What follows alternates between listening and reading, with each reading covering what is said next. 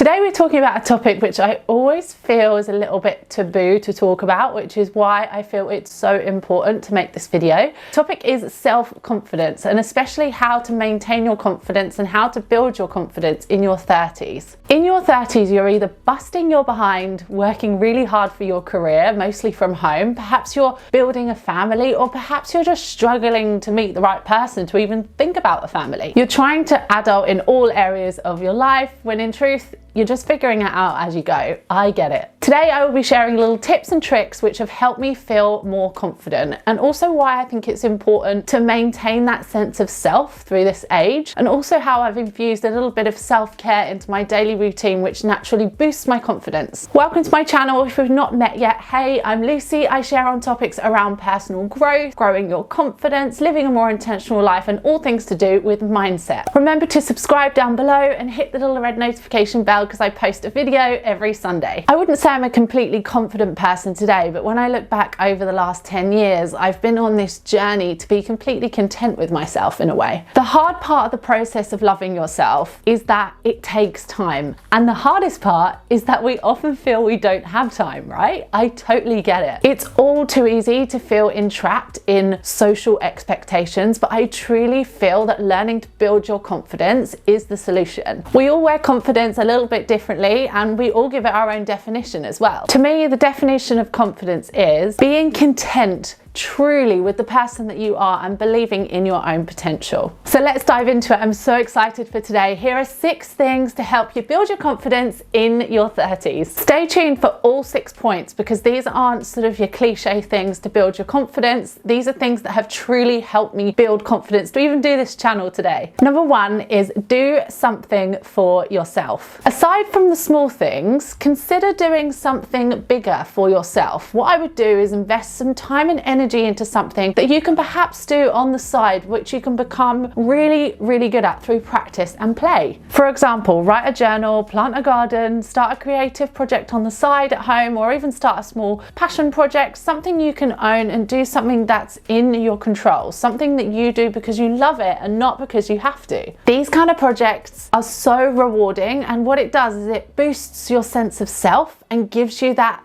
purpose that you've been craving, and ultimately builds your self-confidence. It took me years to understand that me time was necessary. Now, I know it can be difficult living at home, especially here in London. We've all been on lockdown, so you physically have to make time to be on your own. I like to take a couple of hours each week, normally on the weekend. You know, I say to my partner, I'm doing my nails, I'm dyeing my hair, or I'm going to write in my journal, or I'm going to go and try and meditate, or whatever it might be, and I just need a 2-hour window where I'm only at service to me, not work, not anybody else, just for me. Don't hesitate to do the small things, because they all add up and give you that real healthy dose of confidence. Number 2 is be straight with your feelings. Building your confidence requires you to not shy away from how you're feeling. If you're feeling something rationally, why not get it out? Be direct with your emotions. Being direct and clear, especially if you live with a boy, I have learned the hard way. Learning to communicate is hard sometimes, but the clearer you are with your emotions, the better. It does not make you mean or a bleeding heart, it just makes you real. Also remember, in your 30s, you are far more confident with your opinions because you're an all-round, much more confident person. So practice speaking your feelings. What I like to do is think of my human needs boxes and which one needs filling up. Number 3 is don't look in the mirror expecting to hate what you see. I am so guilty of this, and I have to make a conscious effort every time I approach the mirror to focus on the good, especially before bed if I'm a little bit bloated. I try to look at what I feel my best features are in the morning, but these days, because I am a lot less bothered about how I look compared to my 20s, I now try to think of something. Instead of focusing on my body, I think, oh, my eye cream has worked, or oh, how nice it is that I don't have to wash my hair this morning. It's just something which just flicks your brain into something positive. If you approach the mirror with a positive mindset, not expecting to hate what you see, and celebrate every small victory, you'll end up focusing so much less on the negative. Wrinkles genuinely don't bother me as much as I thought they would, because unlike my 20s, I just don't look in the mirror as much.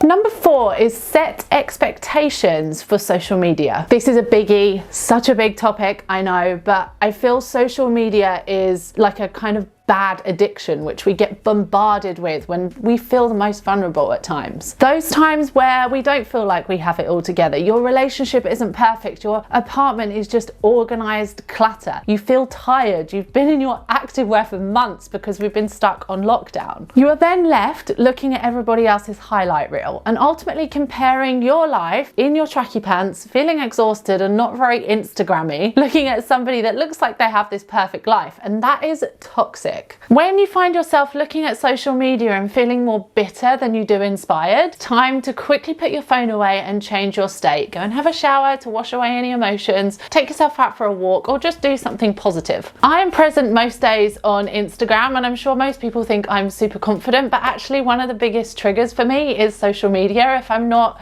in the right headspace, then I have to take breaks from it. In a world where we sometimes let comments and likes determine our worth, I think now more than ever it's really, really important to limit your time on social media. Follow people who uplift you and keep it real. Go through your following and unfollow if you need, or just simply mute people's posts or stories. And number 6, ladies, is find a good bra. I had no idea how much a good bra can make such a huge difference in the way that I feel about myself. Embarrassingly enough, I probably hadn't bought a new bra in multiple years. I would always just go back to my comfort zone and just stick on a sports bra or something comfy because we've all been stuck at home. But there is one sure thing you can do when all of this is over, is go to a boutique bra shop or just Marks and Spencer and go and get properly measured. I did it a couple of months ago and I came away feeling like a sparkly unicorn. And there is absolutely no harm in grabbing a sexy little number whilst you're there, because when you flex your feminine muscles and powers, you feel alive and free. Number 6 is find your tribe. I have learned in my 30s that it's quality over quantity when it comes to your friends. My mum once said to me, "Luce, you'll meet all your close friends much later on in life," and she was right. Find like-minded friends who you wholeheartedly trust and keep them close. I know it takes time and effort, especially when you feel so busy all the time. And remember, everyone is struggling in their own little way, so knowing that you're not alone is really, really comforting. Thanks for letting me get a little bit personal today. I really hope you found this video refreshing. Write amen sister below in the comments if this video resonated with you, and let me know which out of the 6 points most landed with you. You can check out the other videos on my channel right here. If you haven't yet subscribed, go ahead and do that now.